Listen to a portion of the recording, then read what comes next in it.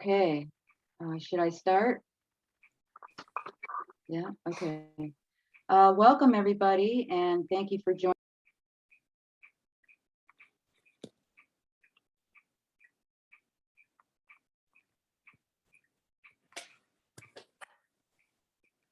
Steph, I think you're on mute. We don't hear you.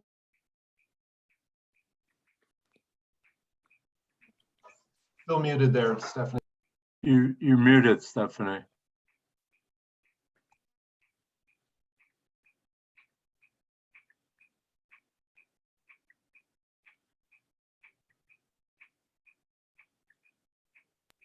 Oh, sorry. Okay, welcome everybody, and thank you for joining us this evening. Before we begin, Brenna, our friend, is going to lead us in a moment of silence. Thanks, Stephanie. So my name is Brenna Davis, and I've been a member of the Cleveland community since 2010, and feel very honored to get to open this event tonight. We are meeting on the 41st anniversary of the murder of the 4 church women of El Salvador. And I was just reflecting on their witness and the importance that they hold in our Cleveland community, and was honestly in awe thinking about how there are people in this community, perhaps some of you, who personally knew Dorothy and Jean. And their legacy is deeply rooted in Cleveland, particularly their legacy of justice and nonviolence. And so I was not yet born when their lives were brutally taken, but in thinking about this anniversary and reading about their prophetic lives again in preparation for this day, I'm struck by the importance of passing on their legacy left to us by them to the next generations. And that's one of the reasons that we joined together tonight to continue this legacy of nonviolence. So to begin our event, we will share a moment of silence in honor of Dorothy, Ida, Jean, and Maura's lives, their love for the people of Central America, which has bound them to the Cleveland community, and a commitment to solidarity with those who are experiencing oppression, especially from US policies, and a commitment of nonviolent resistance. So we'll begin a moment of silence now.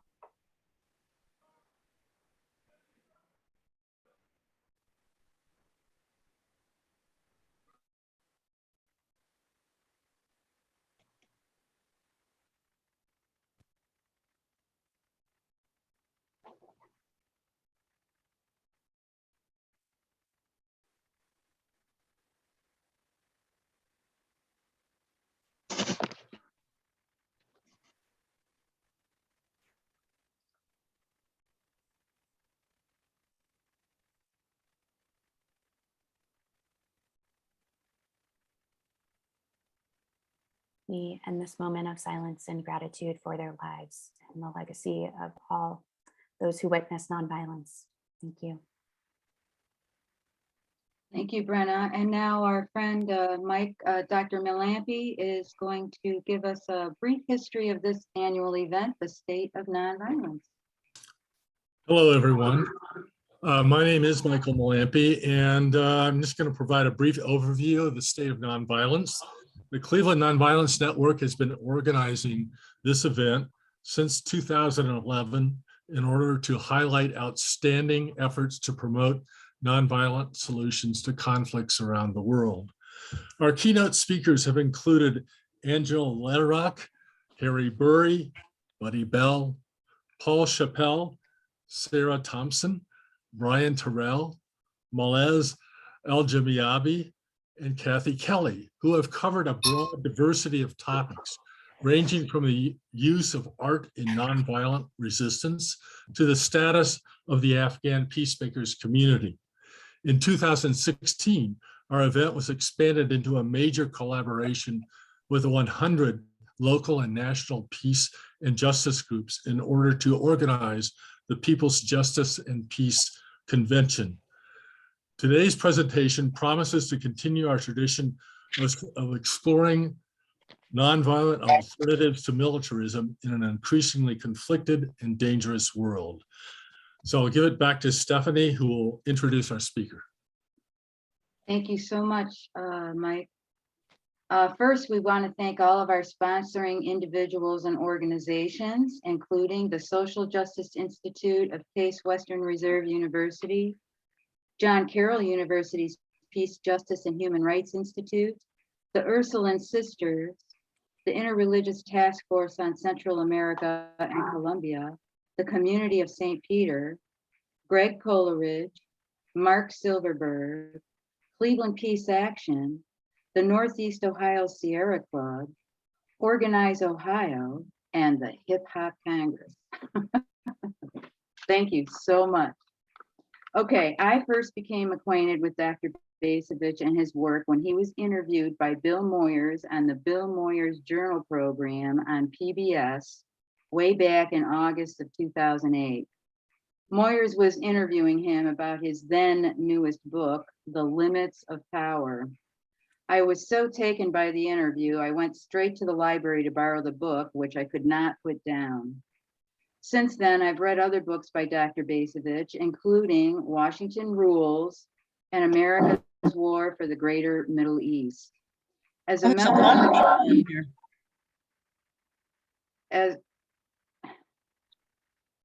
member of the Cleveland Nonviolence Network, I tried 10 years ago to get Dr. Bacevich to come to Cleveland to speak, but it was not to be. Finally, as the pandemic moved more events online, Zoom became a blessing, because when I asked Dr. Bacevich to speak with us via Zoom, he agreed, and so here we are today. Now, before I introduce Dr. Bacevich, please type your questions and comments in the chat, because we will be reading your questions following Dr. Bacevich's address, okay? Okay, Dr. Bacevich is the president and chairman of the board of the Quincy Institute for Responsible Statecraft, which is a great resource for news and analysis of international affairs that, quote, gives voice to new ideas rooted in diplomatic engagement and military restraint, end quote. I highly recommend it. He is also professor emeritus of international relations and history at Boston University. A graduate of the U.S. Military Academy, he received his PhD in American Diplomatic History from Princeton University. And before joining the faculty of Boston University, he taught at West Point and Johns Hopkins. He is the author, co-author, or editor of more than a dozen books, including The New American Militarism in 2005, The Limits of Power, The End of American Exceptionalism in 2008, Washington Rules, America's Path to Permanent War in 2010, America's War for the Greater Middle East in 2016, and The Age of Illusions, How America Squandered Its Cold War Victory in January 2020. So without anything further from me, it is my honor and privilege to finally present to you Andrew Bacevich. I'm in it. Thank you very much. Daddy's in the basement. I can hear somebody else talking. Yeah, somebody, If you can't hear me talking, raise your hands or wiggle your fingers and we'll get it fixed. I'm very grateful to have the chance to be with you this evening. I told Steph that my general approach for events like this is for me to try to talk fairly briefly, make some stage setting remarks, but then to try to maximize opportunity for discussion and questions. So that's what I'll try to do this evening. I've scratched out some notes here. I'll try them out on you. I hope that they will be sufficiently provocative that we'll have something to talk about.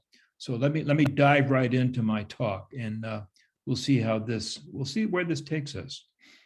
Let me begin by very briefly reflecting on what I think is the legacy of the Trump era, or I should say specifically of the Trump presidency, since in some respects I think the Trump era is still with us.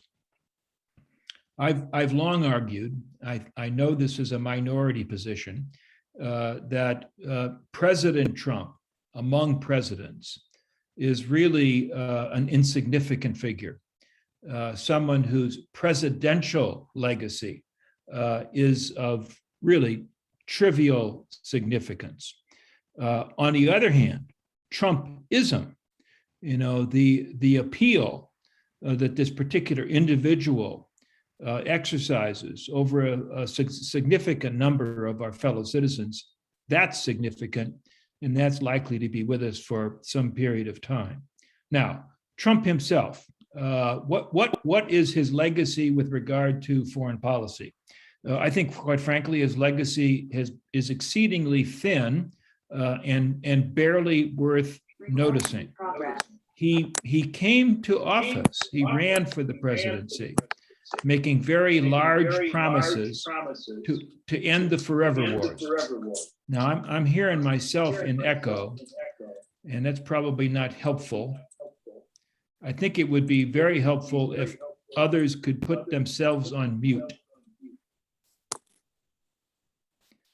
So Trump came to office promising to end the forever wars. He didn't end the forever wars.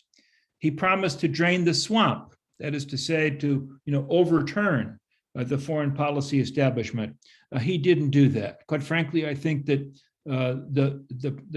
in terms of foreign policy, the Trump presidency produced very little of substance. Why is that?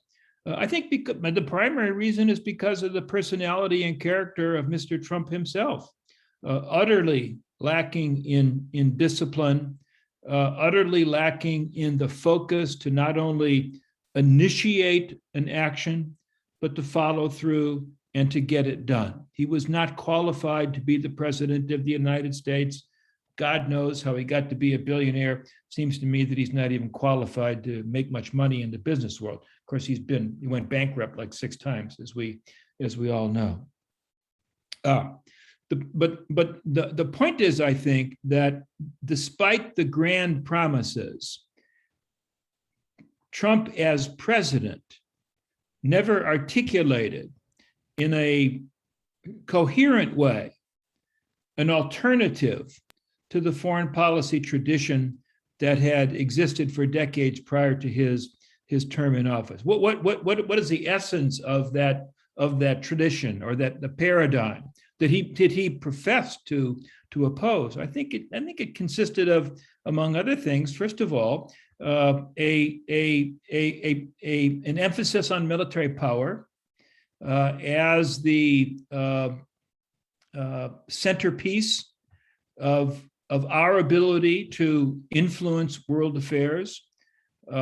This, of course, manifested itself in immense levels of military spending, far in a way in excess of what other nations or any combination of nations was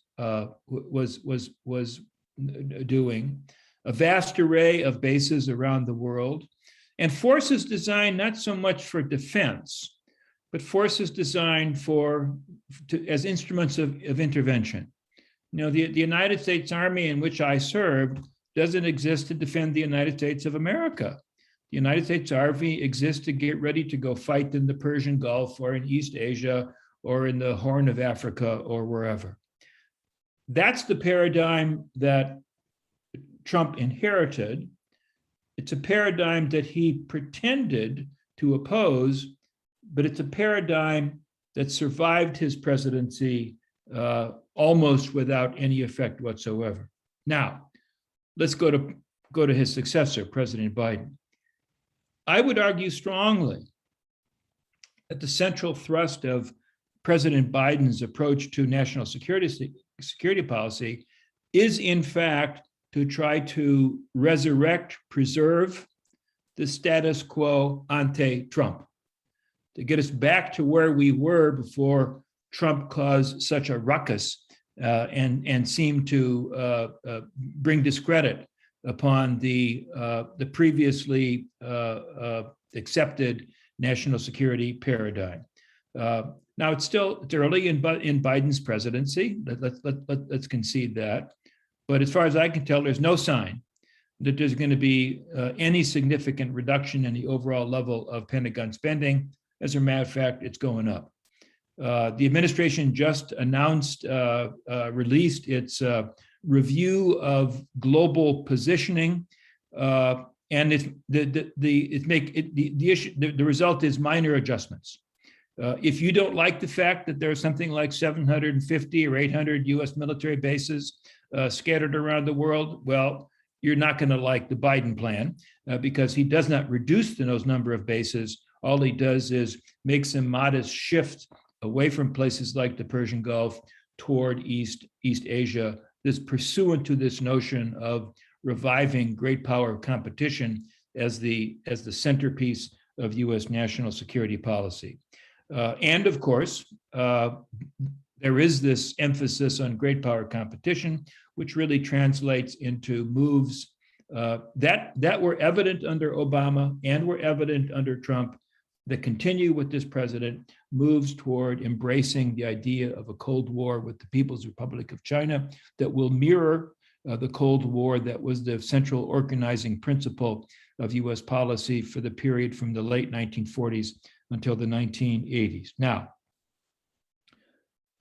there are exceptions to that. In other words, there are some indications of change on the part of the Biden administration. I think it's kind of a question of how seriously to take them. So, for example, we hear from the president that he has an appreciation of the importance of climate change. And they go to these conferences and they make big speeches. The president may well mean what he says in identifying climate change as the preeminent existential threat to our well-being. I hope he means what he says. On the other hand, the gap between rhetoric and action, it seems to me, is absolutely immense. I've come to believe, this is just a personal belief, that if we're going to make a serious effort to limit the negative impact of climate change, that's going to require very significant changes in the American way of life, which is another way of saying it's going to require sacrifice. I think the American way of life basically is centered on consumption, choice, mobility. I think all of those, if we're serious about climate change, all of those are going to have to be capped, reduced, and therefore we're going to have to live differently. I have not detected any signals from President Biden or the people in his administration that they're willing to tell the American people that those kind of changes are in the offing. And I think I understand why they're not saying that, because if you say that out loud, you're not going to get reelected. The American people are not, frankly, given to the notion that they should have to sacrifice, to redefine freedom so that it's not centered on choice and consumption and mobility. President, I think, genuinely has sought to rejoin the JCPOA, the Iran nuclear deal. I'd love to see that happen. It hasn't happened. I think with the passage of time, it becomes ever more unlikely that it will happen. I'm not saying it's an impossibility, but it looks like an uphill climb. And of course, probably the most important thing that's happened in terms of foreign policy on this present administration is the withdrawal from Afghanistan. That is the only example, I think, of Biden acting boldly to fulfill a promise to end one of the forever wars. I support that decision. I think it was the right decision. But I think if we're honest with ourselves, we have to note that the implementation of that decision was such a mismanaged fiasco that a result is that the withdrawal from Afghanistan, in effect, undermines the authority of the president himself. He can't point to Afghanistan and say, "Look what I have done, and therefore trust me to undertake similar moves, decisions in other arenas." Because even members of his own party are going to say, well, you screwed that up. Why should we trust you to do something like that again? Now, all that said, and again, emphasizing that we're still in the first year of this administration, right? My expectations is the Biden presidency is probably likely to be a one-term presidency. That for all kinds of reasons, mostly related to, I think, domestic policy, I think it's unlikely that he's going to win a second term. Quite frankly, I think at the end of the day, he probably won't even run for a second term. That remains to be seen. And therefore, I think what we're likely to see as a consequence is an absence of change. Now, what do we need? If we had a president who was more imaginative, if we had an administration that had a formidable majority in the Congress, which it does not, what would we want to see? I think what we want to see is an administration that would articulate a radically new national security paradigm, meaning a radically new approach to defining U.S. national security requirements and a radically different approach to fulfilling those requirements.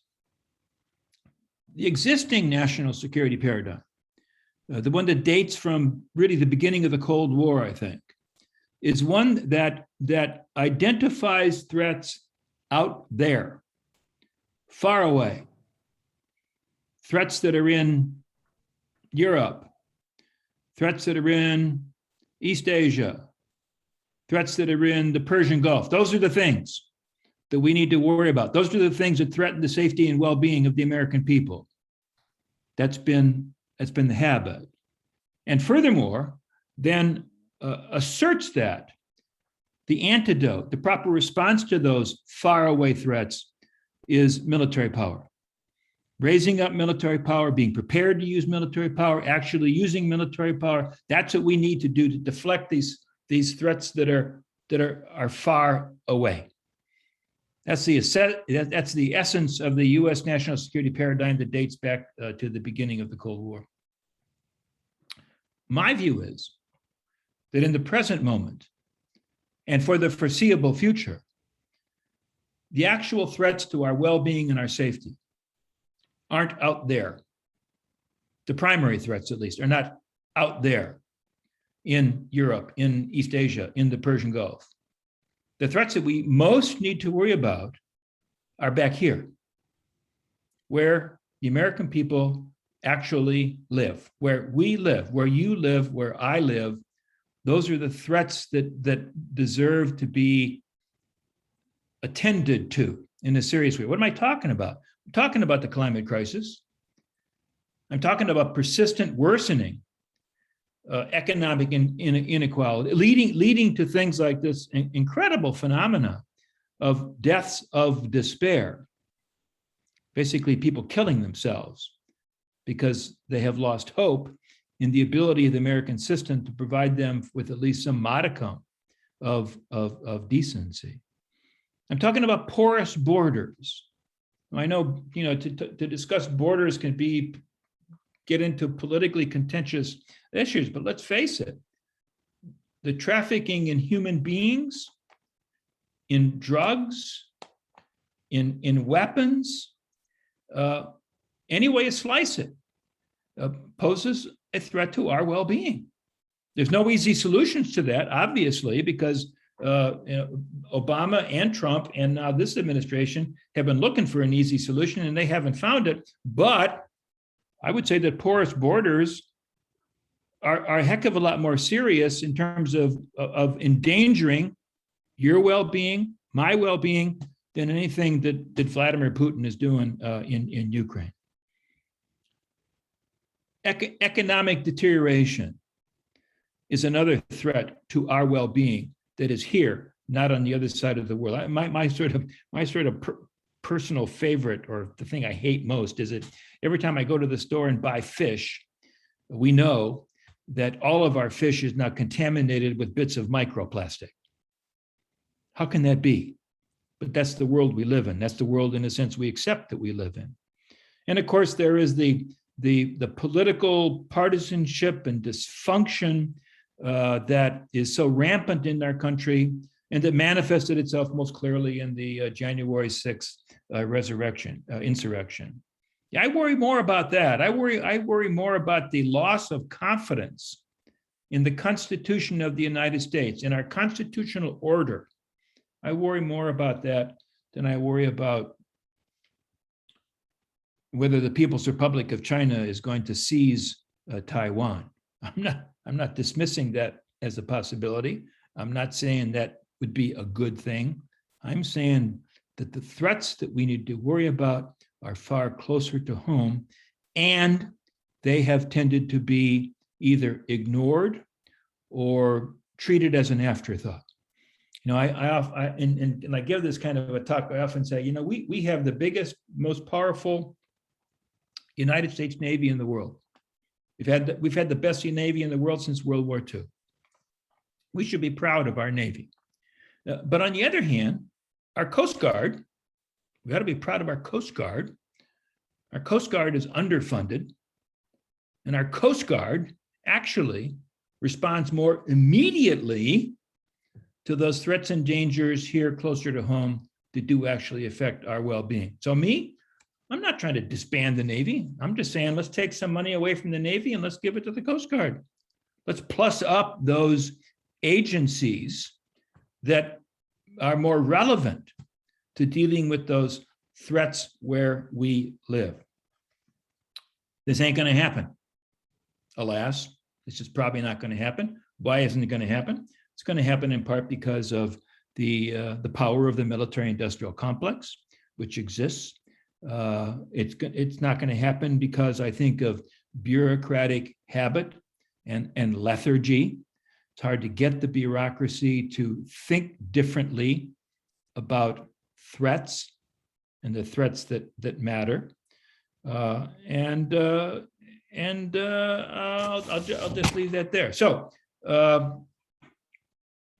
pressing challenges that Biden should tackle. Well, climate, I think, is the most important. But again, I think that the problem there is that requires, first of all, straight talk with the American people that politicians are not inclined to engage in, unless, like, President Eisenhower, days before he's going to leave office, says to the American people, "Oh, by the way, there's this thing called the military-industrial complex that you should worry about." "No, thanks, Ike. Why did you wait until now to tell us?" So we need the same kind of candid talk, I think, about climate and the need to change. Certainly, China is a problem. I don't think it's a problem that has a military solution. And more broadly, I think probably, and this is my last point, I'll quit. I think war is a problem, to put the matter bluntly. I mean, since 9/11, we've been engaged in wars that range from sort of middle-sized to small. They've cost our country dearly. Among other things, they've distracted us from concerns that are far more important. And it amazes me that here we are at the end of 2021, and there is not even the slightest inclination, as far as I can tell, to reckon seriously with the results and the consequences of those wars. And unless we do have that kind of reckoning, I think that we're likely to blunder into more of them in the near future. So my computer says it's 7:29. I think we've got something on the order of about 25 minutes that are allocated for us to have questions and discussion. So let me go ahead and keep quiet, and I look forward to any comments that you may have. Good evening, Steph. Is it okay if I start with the first question? Please. Hello there, I'm Don with Cleveland Peace Action and the Nonviolence Network. The first question that I saw is from Michael Patterson. Please talk about the immigration of Afghanis to the United States after the pullout.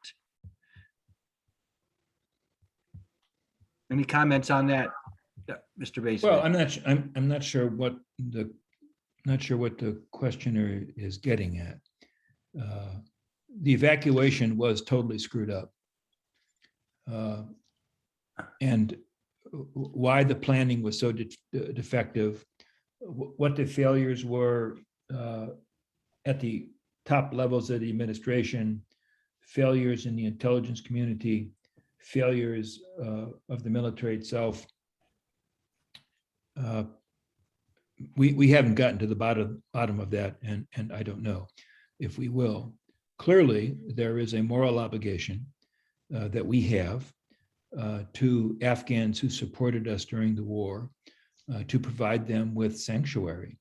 I don't know the number of Afghans that, off the top of my head, I don't know the number who have come to this country. I think it's somewhere in the vicinity of, is it 80 to 100,000? I hope that American society will respond seriously to the moral obligation that we have.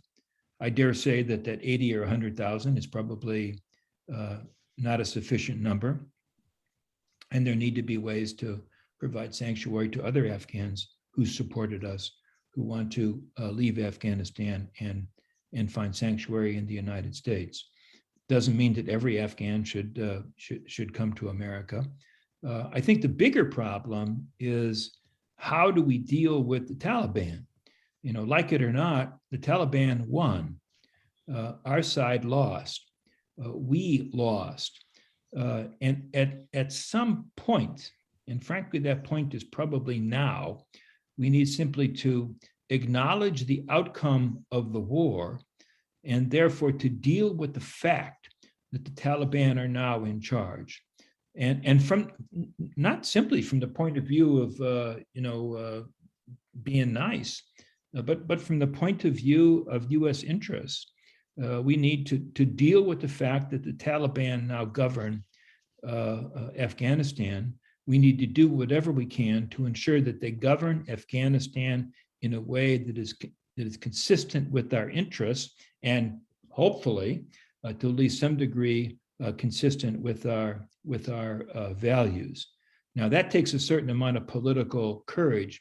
You know, when the Vietnam War ended, and there are parallels between the way the Vietnam War ended and the Afghanistan War ended, we didn't want to have a darn thing to do with the Vietnamese once they took over. It took a number of years before we were willing to engage in dialogue with the North Vietnamese, with the Vietnamese, I should say, they were in charge, and then to recognize the Vietnamese government and to go through the process of beginning to establish not harmonious relations, but relations that would serve our mutual interests. That probably needs to happen in Afghanistan sooner rather than later.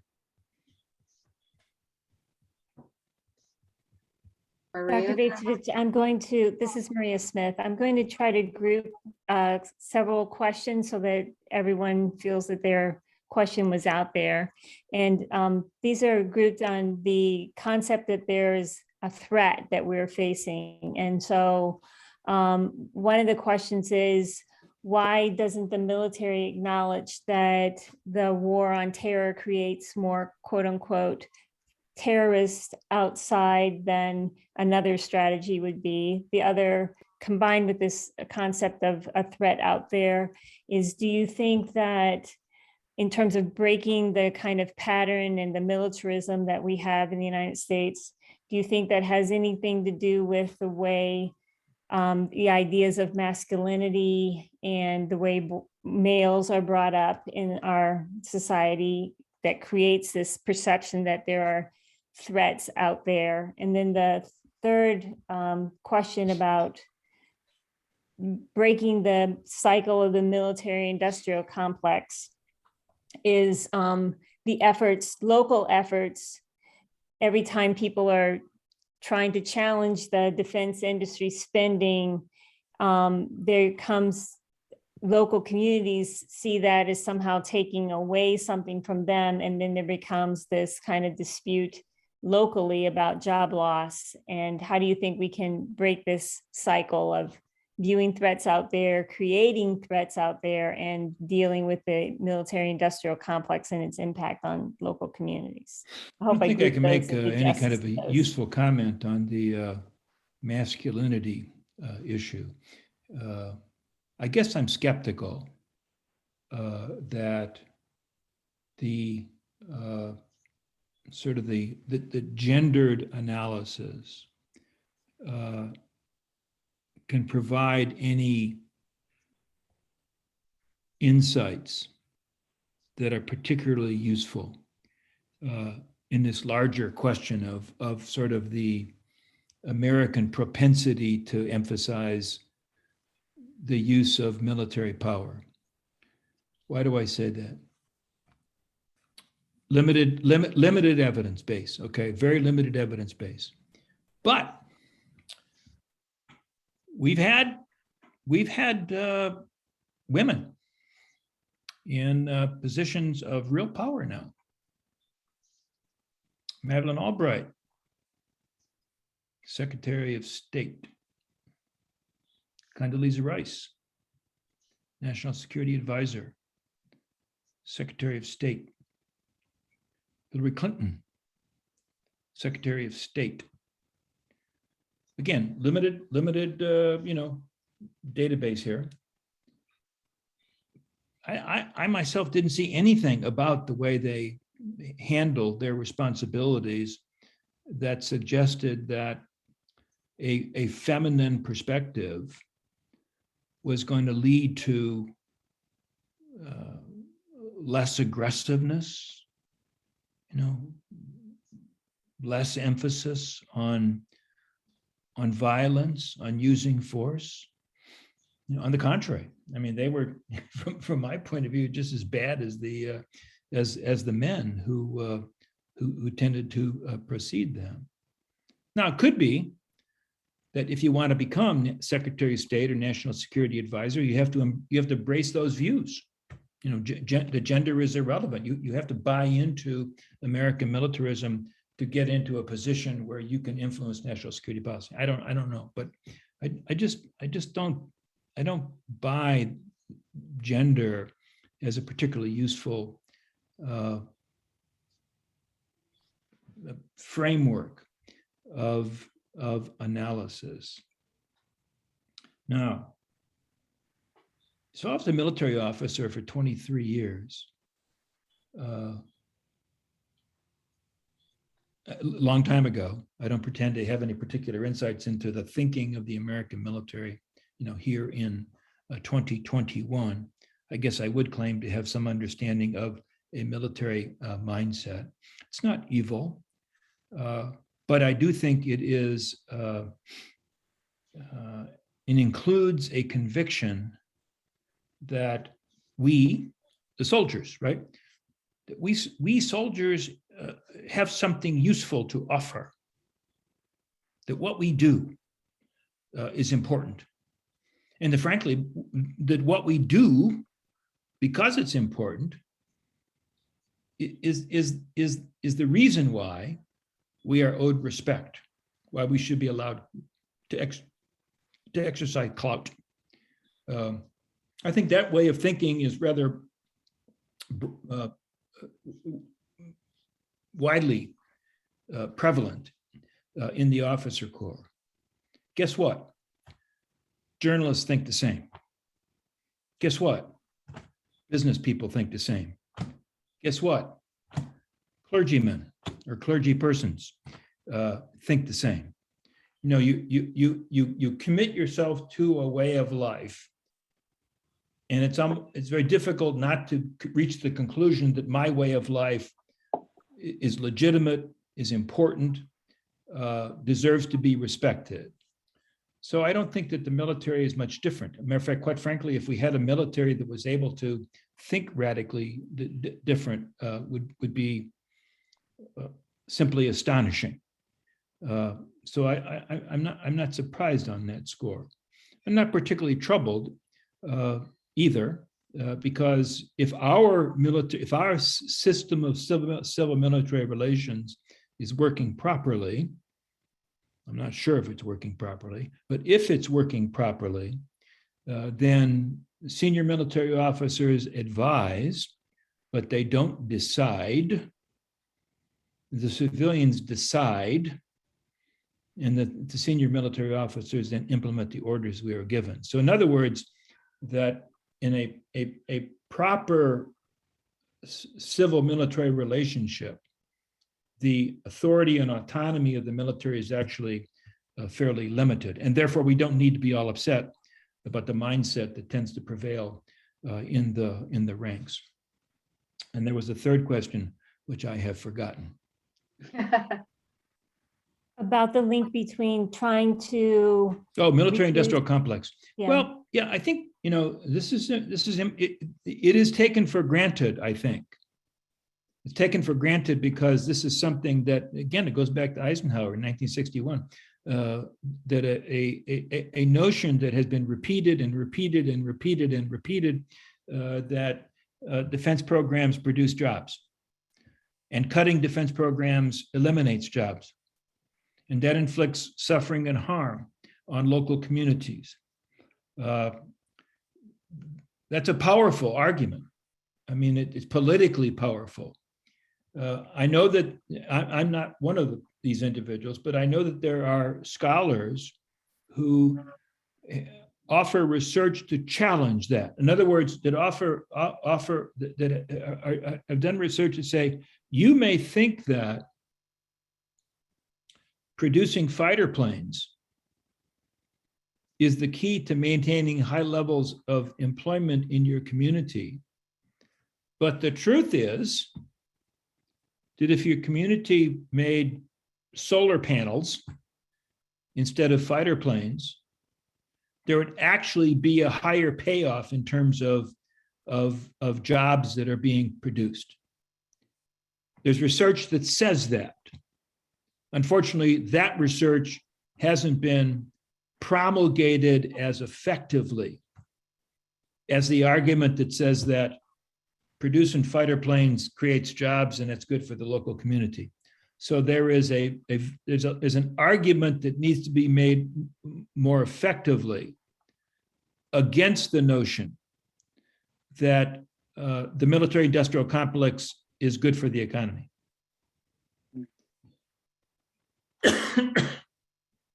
Thank you.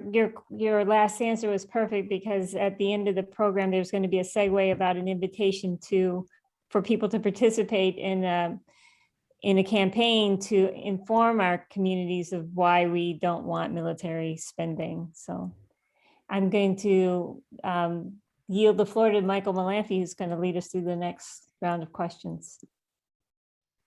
Okay, I'm going to tackle a longer question that comes from Mike Fiala, which states, I've appreciated your analysis of the failure of foreign policy over a long period of time, and specifically the Carter Doctrine. Your Christian realist view of political power might recommend a kinder and gentler American empire. When has the American empire ever been kinder or gentler or really exceptionalist? I'm at a loss then of how to view the American empire as other than dangerous to the planet, or as Martin Luther King Jr. described it, the most violent and destructible force. Additionally, war on the ground seems rarely to be war as policy by political leaders enacted upon by generals. Even if we had better policy, war dehumanizes as long as it's been practiced. Help me to better understand your position. When has there ever been radically new US foreign policy that hasn't been overtly or covertly belligerent in usually its grossest form? I'm not sure how I got put into this box and I'm supposed to somehow justify American imperialism. I don't get it. Or justify American militarism. Does somebody think that I favor American militarism? I'm confused. I don't. However, let's try to reframe the question that doesn't presume an obvious answer that the questioner has already decided on. The basic question, I think, is the way I would pose the basic question is, how has power figured in the rise of the United States? Now, when I was born in 1947, I think it was unquestionable. Maybe some people here want to disagree. In 1947, I'd say it was unquestionable that the United States of America was the richest and most powerful nation on the planet, bar none. Matter of fact, nobody was even close. How did that happen? Because, and I'm going to skip past the 1619 controversy here, but if we begin the story of our origins in 1776, I grant that is now a controversial statement, but let's just let it go for now. If the origins of the American story happened in 1776, the United States of America at that point in time was weak and small. 13 little states along the eastern seaboard of North America. How do we get from 1776, this weak little country, to 1947, my birth, when we are the richest and most powerful country on the planet?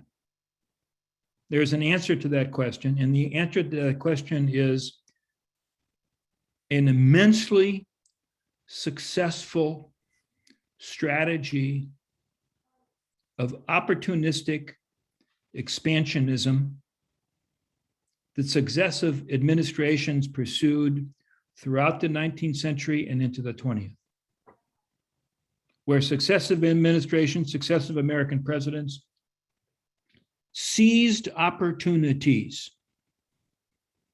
to make the United States bigger, more powerful, richer, and that brings us to 1947. And this whole notion that, if we had this tradition of isolationism, utterly bogus. When we wanted something, we took it. Sometimes we went to war to take it. The Mexican War would be a good example. Sometimes we bought it, the Louisiana Purchase. Sometimes we sort of, sort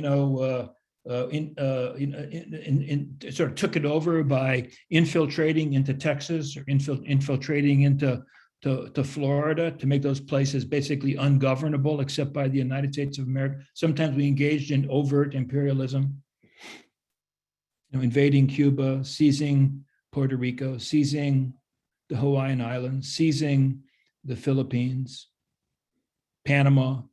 I'm not defending any of this, not for a second. I am arguing that this strategy of opportunistic expansionism was massively successful. It was brilliant. The problem is that once we got to the top of the heap at the end of World War II, we have struggled to try to maintain that position of primacy.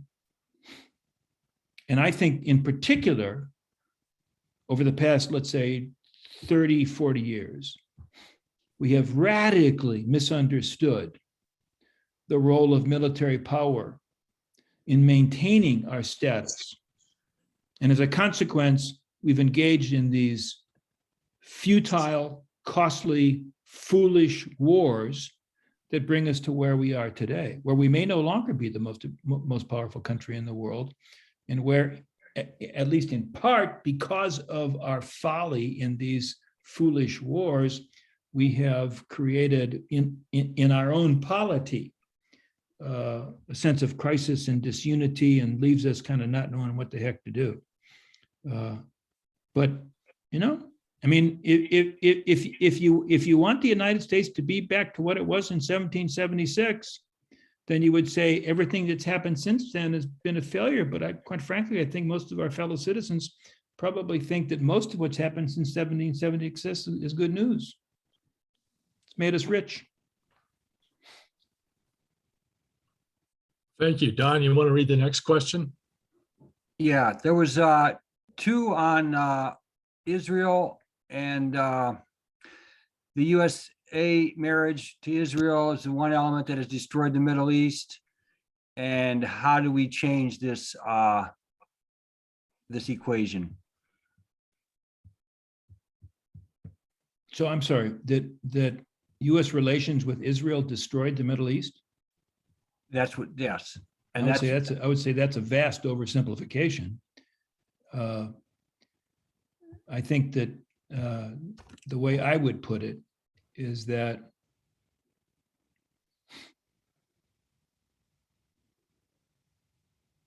the United States has had a very difficult time. Successive administrations have had a very, probably going back to Harry Truman, have had a very difficult time accurately engaging the strategic importance of the Middle East, or more narrowly, the Persian Gulf. And in particular, beginning in the 1980s with Jimmy Carter's Carter Doctrine, the foreign policy establishment bought into the false notion that the Persian Gulf was a vital US national security interest. Now, that's a phrase that's easy to say, vital US national security interest. What's it mean? It means a place that we think is so important that we're willing to fight for it. And indeed, once Carter promulgated the Carter Doctrine, we began to get ready to go fight for the Persian Gulf. And soon thereafter, we were fighting for the Persian Gulf. Fighting for the Persian Gulf elicited all kinds of unanticipated consequences. The rise of Al-Qaeda would be an example, leading to an ever deepening military involvement in that part of the world and a total absence of military success. You know, if we go back to the aftermath of 9/11, President George W. Bush and his advisors believed that the assertion of American military power in the region around the Persian Gulf was going to fix that place. I mean, some of these people thought we were going to democratize it. Some people thought we would just dominate it. You know, people. You know, it's not as if that Rumsfeld and Cheney and Wolfowitz all thought the same, but they all thought that the application of American military power would fix things. And all it did was make things worse. So it's not, Israel didn't destroy the Middle East. They complicated things substantially. But it's the American folly in imagining that American military power could fix things that I think caused such horrendous damage, both to ourselves and to others. So, you know, I think Israel makes all kinds of problems for themselves. I think their policies in the occupied territories are absolutely stupid and unjust. But I'm the last person in the world that's going to blame Israel for American stupidity. Okay, we have time for one more question. Who's next asking questions? It's me, and what I wanted to put together was a question to move us forward, and it was from Francis Chiappa, and combine it with another person's question. It just says, I think it's Sheila Marie. How do we move forward? So one, the question is, should America pursue isolationist policies to meet nonviolence goals? And then let me interrupt. The United States has never pursued an isolationist policy. Never. This is one of the great myths.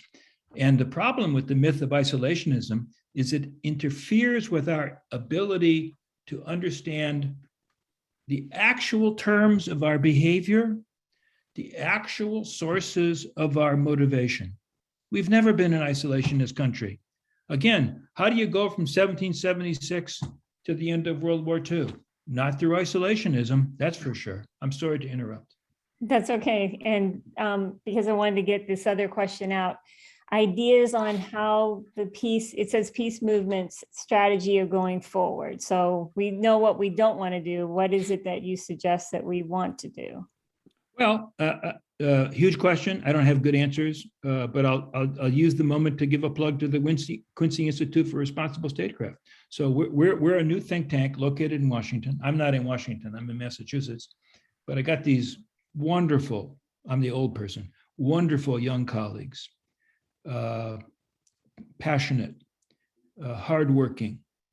Their brains are in the right place, trying to promote an approach to foreign policy based on the principle of restraint. That's like our code word, restraint. What does it mean? It means de-emphasize military power, militarization, the use of force, emphasize creative diplomacy, engagement, looking for ways to satisfy mutual interests.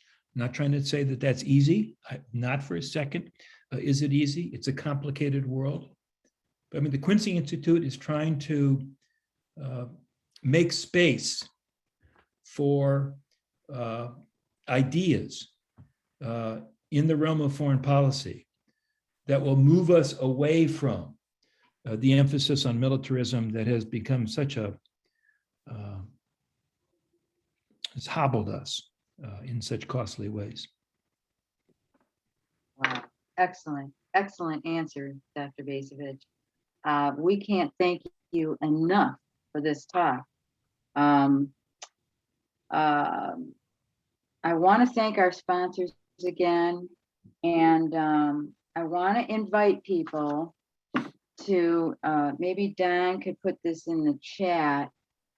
I want to invite people to attend the Cleveland Nonviolence Network's next planning meeting, because as we discussed with Dr. Bacevich this evening, when all this money is going to the Pentagon, it's taking money away from communities who have needs such as education, healthcare, infrastructure like, you know, water and sewer infrastructure, microgrids, you know, electric, you know, other human needs, affordable housing and so forth. And so if some of that money were redirected to local communities, we'd be well on our way to enjoying real security, real national security. And so we're having a meeting to discuss resolutions that local communities can adopt,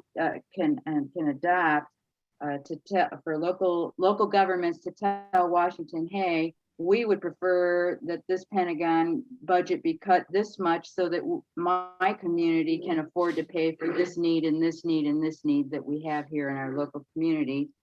And so we're drafting resolutions.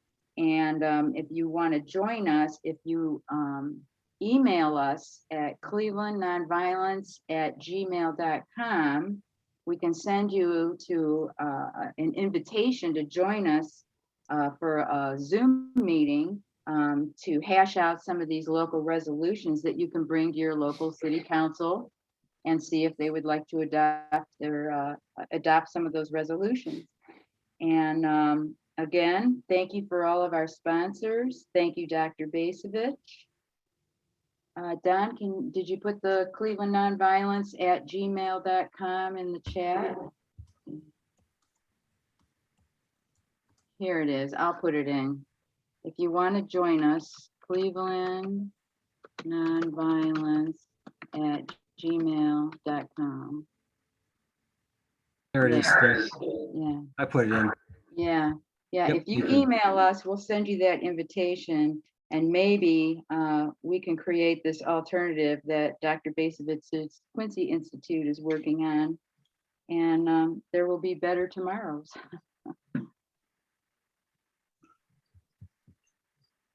Thanks to all. Thank you, Dr. Bacevich. Bye-bye. Uh-oh.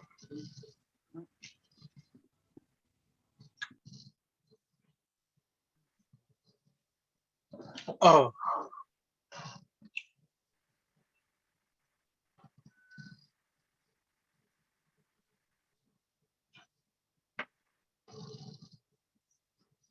Uh-oh. Gonna get to process any of that?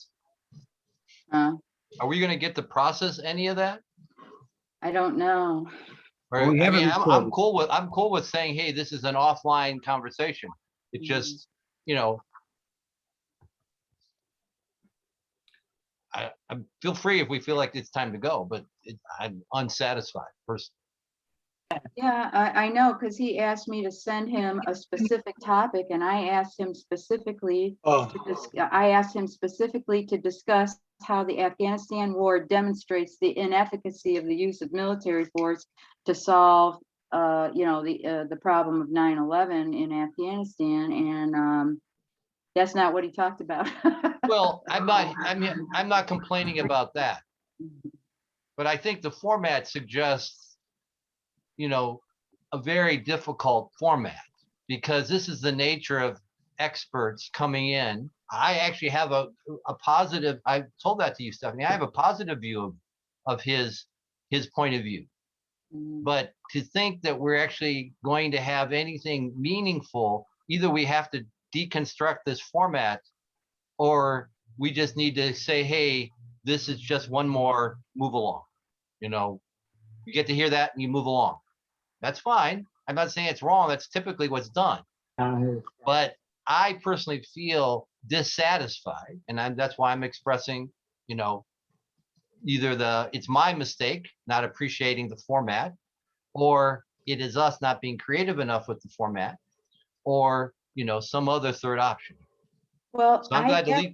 I'm not pointing it to you because it could be anyone else here in this group. It's not you who are responsible, Stephanie. I don't want you to take this on. Well, that's why I thought the follow-up was so important, inviting people to come to that next meeting, because we discussed tonight how cutting the military budget and reallocating those resources to human needs in local communities is so important, and the follow-up would be, to come to the next, CNVN Zoom meeting to help us with drafting those resolutions that folks can bring to their local city councils. So thank you very much, Stephanie. You have answered the question very well and thoroughly. I'm just saying I have another point of view. I agree with you, Michael. Yeah. I mean, anybody else who wants to respond, or I'm glad to leave. My husband, Paul Hannawalt, wants to say something. Talk louder. Can you hear me? Because I don't know how the computer thing works. We can hear you a little bit, Paul, but you're going in and out. Just stay close to the computer. Can you hear me now better? Oh, yeah. I was disturbed by the fact that he just acted like the Israel-USA marriage meant nothing. I mean, our country gives them billions of dollars a year. What? Keep going, Paul. You can't hear me? No, go ahead. We got you. Our country gives them billions of dollars a year to basically destroy Palestine and steal their land. Israel supplied gunships, tanks for the Myanmar military to drive off the Rohingya people. India in driving off Islamic people out of their country. They support the Philippines in doing the same kinds of things. I mean, Israel-America marriage is evil. And he acted like it was nothing. That bothered me. Well, I think he was saying that there was a lot more to the troubles in the Middle East besides the Israel question. I read his book, America's War for the Greater Middle East. And I think if you read that book, you'll have a much more comprehensive picture of his critique of our policy in the region. Israel is in there. It's one of the many myriad problems with our policy in the region. So, but his reference to the Carter Doctrine, it's like, oh, making the world safe for the extraction, production, and transport of oil, you know? Yeah. That's, you know, he wants to see the Carter Doctrine, you know, revoked or, you know, repealed or whatever. I mean, it's, I understand what he meant by that. I don't think he was trying to minimize Israel's role, but I think he was trying to stress the fact that that's not the only problem in the with our policy in the region.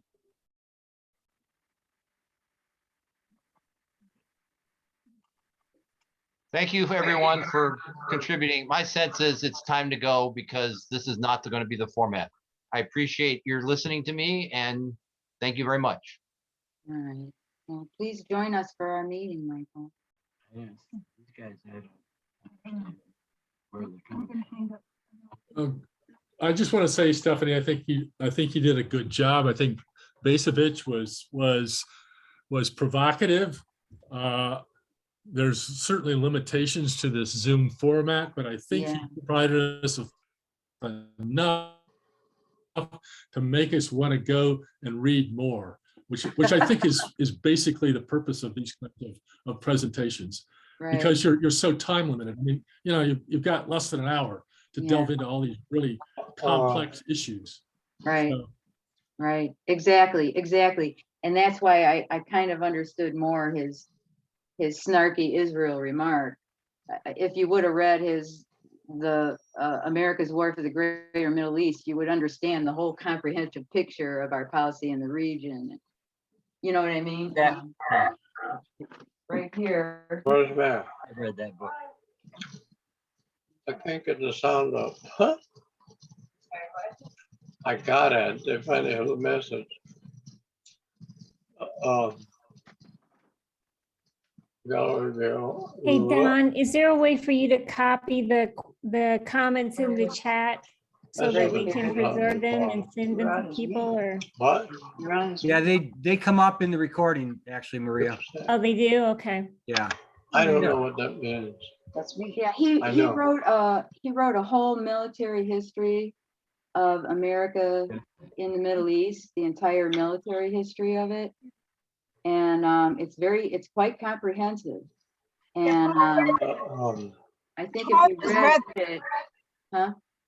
Paul has read that, he said. Oh, he read that one. Okay. Yeah. All right. Yeah, it's pretty comprehensive. I was pretty impressed with it. And these people are all very old. Oh, shoot. Bacevich was up there before. Oh, God. Paul, are you trying to make a comment? Is that Paul and Rosemary? We're gonna go, we're gonna leave. Okay, no, I meant the other Paul, but thank you. I think we're gonna end it then. Have a great night, everybody. thank Hey, you, Don. everybody. Kathleen, give me a call. take care, everyone. Thanks, Stephanie. Bye, Michael. Thank you. Bye, Thanks, take care. Good Don. night, all. Someone's Bye. just coming in. I'm gonna let them know that we're ending, but it's all good. Hello there. Oops.